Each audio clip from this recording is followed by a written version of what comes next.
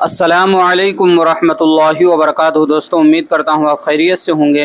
میں ہوں محمد مقصود قاسمی اور آپ دیکھ رہے ہیں باغ مدینہ یوٹیوب چینل۔ دوستوں، شہید حافظ سعد مرحوم صاحب کے بارے میں ان کے بھائی شاداب نے بہت بڑا خلاصہ کر دیا ہے، اور انہوں نے کچھ ایسی باتیں کہیں، آپ بھی سنیں گے تو آپ کا بھی دل پسیج جائے گا۔ آخر تک بنے رہیے، میں پوری تفصیل آپ کے سامنے پیش کرتا ہوں۔ ہریانہ کے نوح میں 31 جولائی کو لگی فرقہ وارانہ تشدد کی آگ نے گروگرام کو بھی اپنی لپیٹ میں لے لیا۔ گروگرام کے سیکٹر 57 میں واقع ایک زیر تعمیر مسجد پر پیر اور منگل کی درمیانی شب 100 سے زیادہ لوگوں کے ہجوم نے حملہ کیا۔ مسجد کو آگ لگا دی گئی۔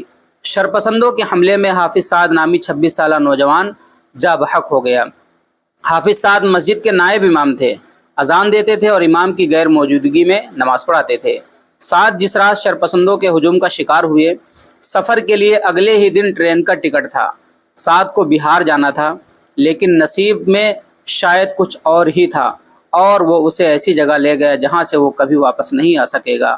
سعد کے بڑے بھائی شاداب، انور یہ سب یاد کر کے رو پڑے۔ ٹرین کا ٹکٹ منگل ہی کو بک کیا گیا تھا۔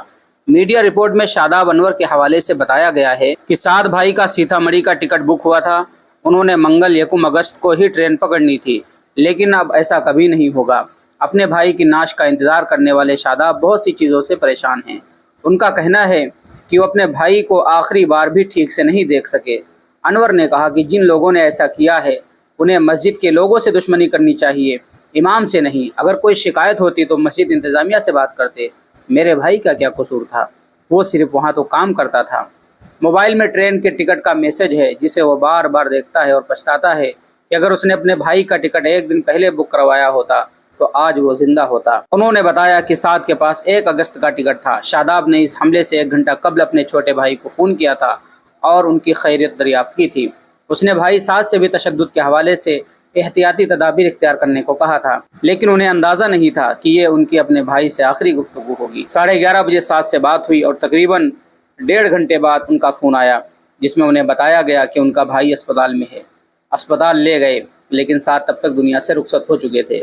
شاداب کو اپنے بھائی سے بہت سی باتیں کرنی تھی جو اب نہیں ہوں گی۔ تو دوستو، یہ درد تھا ان کے بھائی شاداب کا جو چھلکا ہے۔ اللہ سے دعا ہے اللہ مرحوم کی مغفرت فرمائے، ان کے بھائی کو اور ان کے گھر والوں کو صبر جمیل کی دولت سے مالا مال فرمائے۔ چلیے دوستو، پھر ملیں گے انشاءاللہ جلدی کسی نئے ویڈیو میں۔ السلام علیکم ورحمۃ اللہ وبرکاتہ۔